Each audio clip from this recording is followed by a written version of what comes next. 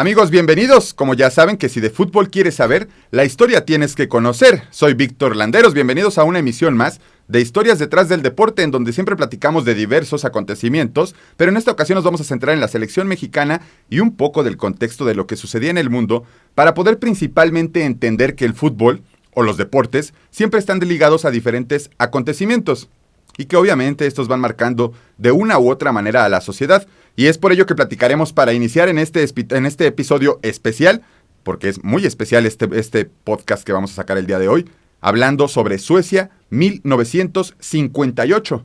Por primera vez fuimos no solamente asistentes a una Copa del Mundo, sino también fuimos protagonistas dentro de ella.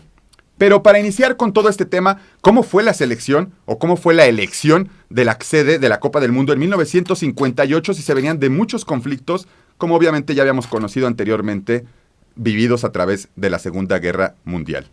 Pero bueno, ¿cómo fue esta elección de la sede? En 1946, en Suecia, se solicitó la organización del Mundial de Fútbol de 1958, previendo que en 1954 lo haría Suiza, que fue aceptada por el Congreso de la FIFA y no tuvo ningún problema, y se realizó una votación en Río de Janeiro, allá en Brasil, en 1950, durante la Copa del Mundo, o previo a que se jugara esta Copa del Mundo de 1950. Sin embargo, diversas federaciones, y esto era lógico porque ya lo habíamos vivido anteriormente, encabezadas por la federación, principalmente los de la Canariña, la selección brasileña, impugnaron la decisión, debido a que, según el reglamento, la Copa debería alternarse, como ya lo saben, entre Europa y América. Ya ni siquiera hablamos de África y Asia porque ni siquiera estaban contemplados. Y esto generó mucha polémica y al final, pues la FIFA decidió repetir la votación en 1954, pero la calidad de los estadios e instalaciones, que tenemos que ser honestos, que ofrecía el país escandinavo, les permitió ser elegidos, aunque también se habla ahí pues de temas un poquito obscuros. Se dice que los delegados suecos presionaron o sobornaron a los electores en el Congreso celebrado una vez más allá en Brasil. Y así finalmente los suecos se adjudicaron la oportunidad de la organización del Mundial de Fútbol Varonil de 1958. Ahora no habría un boicot como lo platicábamos en Francia 1938. En el torneo de clasificación, pues llegaron 53 países. Por primera vez estaba asegurado un cupo para las selecciones de África, que ya estaban contempladas, y Asia.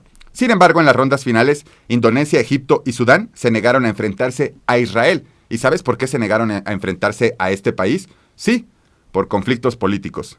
Y al final, ninguna de las selecciones asistió a esta Copa del Mundo. Pero bueno, cosas y detalles que pasan dentro del fútbol. Increíblemente, los anteriores campeones del mundo, que habían sido nada más 2, habían dominado los primeros 4 mundiales entre Italia y Uruguay, no asistieron a la justa más importante.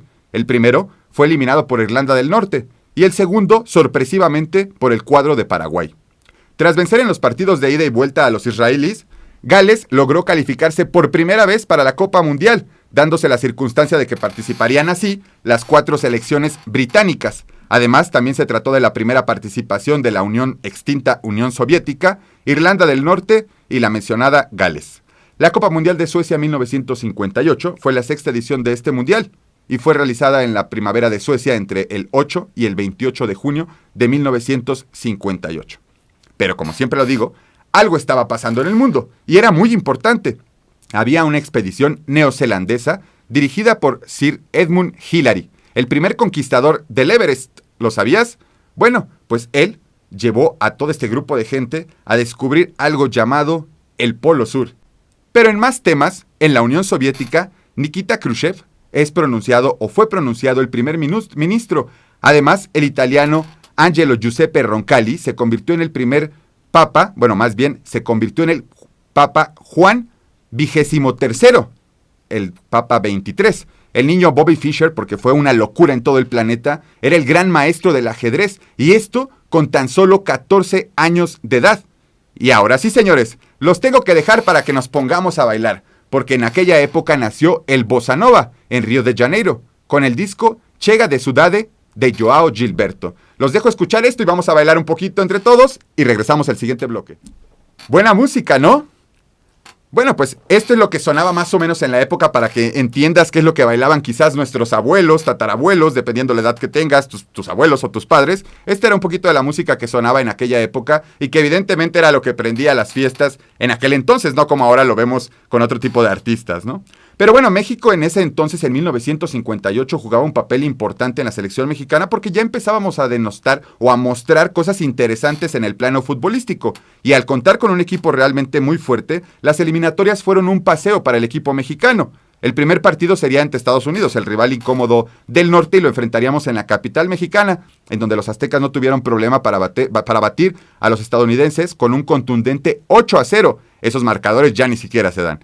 En Los Ángeles, México destruiría una vez más a los Yankees, esta vez con un 8-2. Ellos tuvieron la oportunidad de hacer 2 goles. Su tercer partido sería en Toronto porque tendríamos que enfrentar a Canadá, en donde enfrentaríamos a los locales. México ganaría a los canadienses por 0-4, teniendo un marcador bastante positivo para poder llegar a la siguiente ronda.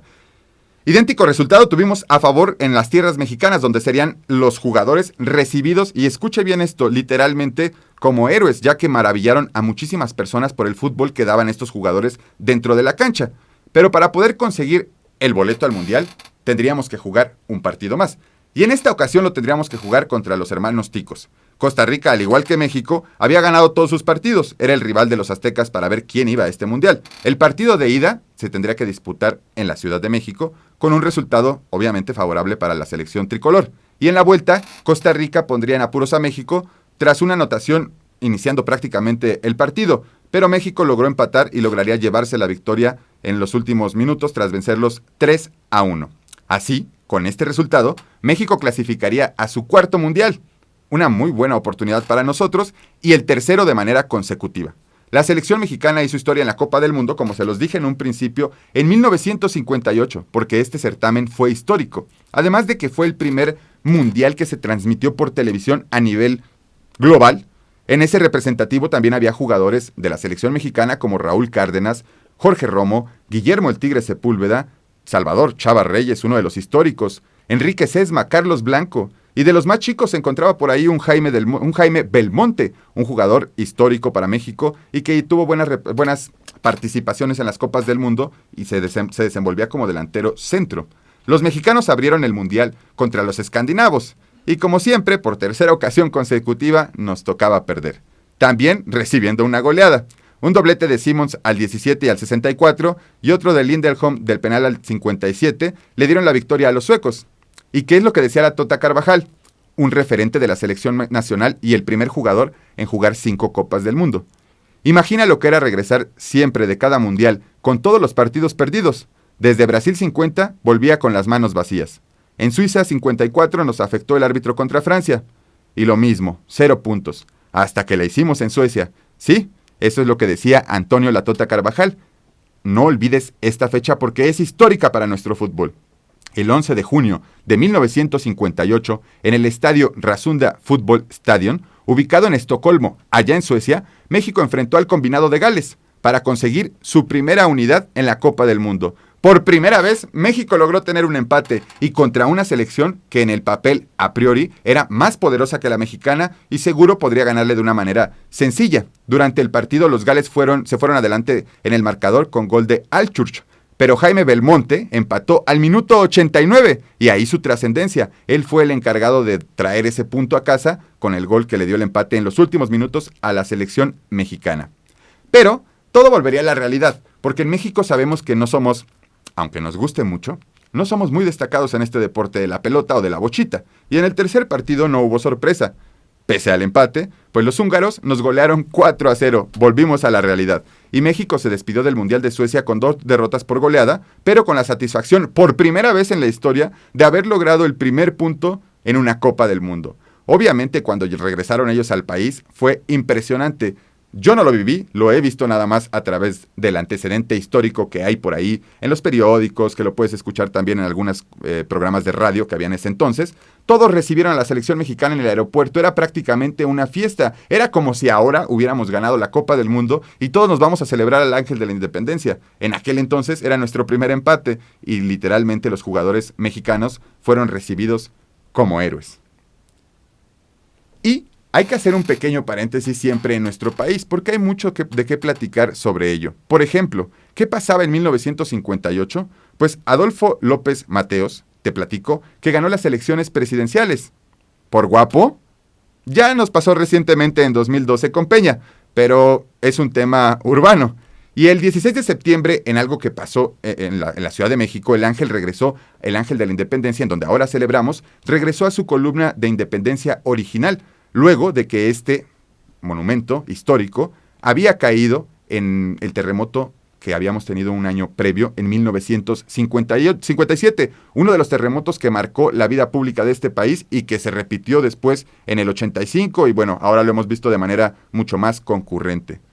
Además, en el tema de la música en nuestro país, tengo que platicarte que surgió una de las bandas más increíbles de rock and roll. Y si no los conoces, te dejo con ellos para que escuches una de sus canciones y volvamos para platicar del Rey Pelé. Estamos hablando de los rebeldes del rock y los locos del ritmo. Vamos a seguir platicando de 1958 y de lo que pasaba en la Copa del Mundo. Y para ello tenemos que hablar de un personaje muy importante, aparte del Rey Pelé.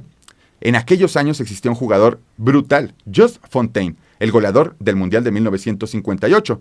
Te quiero platicar que el francés hizo historia en la Copa del Mundo de Suecia 1958, ya que anotó 13 goles y se convirtió en el jugador con más goles en una cita mundialista. Un récord que perdura al día de hoy porque es muy difícil de romper 13 goles, hacerlos en 3 partidos, prácticamente imposible, aunque él tuvo la oportunidad de seguir avanzando y caer en semifinales por ahí y ya no seguir sumando goles. Marcó goles en todos los partidos que disputó, estrenándose con un triplete ante Paraguay, metiendo 3 en su primer partido y tuvo el orgullo de redondear su impecable participación, haciendo 4 goles para que Francia se quedara con el tercer puesto sobre Alemania Federal. Como les platiqué, llegaron a semifinal, pero al menos tuvieron la fortuna de quedarse con el tercer lugar. En la final, que tuvo lugar en el estadio Rasunda de Estocolmo, desmontado o demolido apenas hace unos años en 2013, pues déjame contarte que Brasil se enfrentó a Suecia. Y Brasil ya venía para ser una de las selecciones más importantes. Habían perdido en el 50 en su casa, en el 54, bueno, su participación no fue tan destacada, pero tampoco fue pésima, y llega 1958 en donde nace una de las figuras más icónicas de este deporte y de los deportes en general. Creo que es uno de los personajes, o el primer personaje que acerca a la gente a los deportes, y de ahí se vuelve una explosión en masas. Como te decía, la final se jugó en Estocolmo, y en la semifinal los suecos se impusieron al equipo de la República Federal de Alemania por 3-1. Con esto ellos tendrían que jugar el partido por el cuarto lugar. Y nadie esperaba, literalmente, el aplastante que le aguardaba a los escandinavos en la final. Sobre todo después de que el capitán del equipo sueco, Nils Lidholm, marcara el primer gol en el minuto 4 del partido. Como respuesta, obviamente, Brasil intentó atacar por todos lados y bombardeó la portería de Svensson. El primer gol se dio a los 5 minutos de haberse visto abajo. Babá empató 1-1. Otro jugador muy bueno y que si tienes oportunidad de buscar algo en el anecdotario, Babá fue uno de los jugadores que mejor manejaba el balón en aquella época. Él mismo marcó el siguiente gol para poner el 3-2. Como les decía, Babá era brutal, agarraba la bola y podía cambiar el juego. Luego siguieron los goles de un jovencito, no sé si te suene, a mí me suena mucho, Pelé. Y otro jovencito de aquella época, pero que es referente de su selección, Mario Zagallo. Jugadorazos. Simmons logró acortar la diferencia marcando un gol en el minuto 80, pero ¿quién creen que apareció? Así es, el Rey. El Rey Pelé puso el empate en el partido.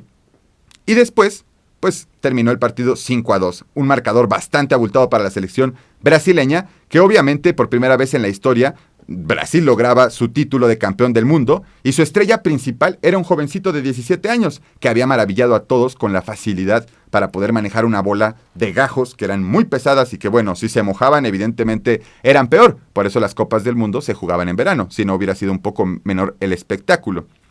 El futbolista más joven de los que marcaron goles y que han marcado goles en la Copa del Mundo siempre va a quedar ese antecedente para Edson Arantes do Nascimento Pelé. Y hasta ahora sigue siendo el campeón mundial más joven del mundo en la historia del fútbol con 17 años y algunos meses. Algo de lo que se platicaba en aquella época, todos lloraron, yo lloré, un torrente de lágrimas. ¿Quién decía esto? Pelé así recordaba sus sentimientos después de ganar la final de la Copa del Mundo con tan solo 17 años. Y fue Pelé la gran figura de ese Brasil con una gran victoria en el Mundial de 1958. Antes de ser o Rey, como lo conocemos, el apodo que adoptó más adelante en su carrera, Pelé en aquel entonces era conocido como La Perla, ya que era una muy temprana edad y era la gran promesa del fútbol brasileño, y no solamente brasileño, sino mundial, y lo demostró ante los ojos del mundo con sus goles en la primera participación en una Copa del Mundo. Terminó el torneo con 6 goles, segundo máximo goleador, quedó abajo del francés Fontaine, que también dio una gran Copa del Mundo, y puso la frutilla en el postre, marcando 2 tantos ante Suecia en la gran final del torneo.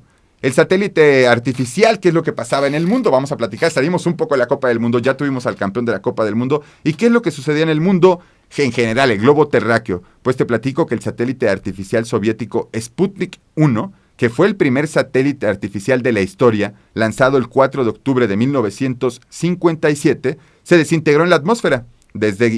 Con esa noticia, desde Cabo Cañaveral, pero este lado del continente, en América, Estados Unidos, a las 3:48 hora del centro, la NASA pone en órbita el primer satélite estadounidense, el Explorer 1. Y mientras esto sucedía aquí, regresábamos a Europa, porque en Londres, en el Reino Unido, que lo debes de conocer porque está muy de moda ahorita, Carlos de Inglaterra fue el primogénito de la reina Isabel II, y con esto fue coronado por su madre como príncipe de Gales. ¿Sabías esto? Vamos a regresar a este lado del continente para saber qué es lo que estaba pasando en nuestro país, porque la Liga Mexicana también se movía, pero también había muchas cosas interesantes de las cuales resaltar. Y me gustaría contarte que si no sabías, nosotros tenemos un dogma en el cual, pues, no participamos en eventos bélicos, pero desgraciadamente hemos tenido eventos bélicos o de guerra con algunas naciones cercanas a nosotros.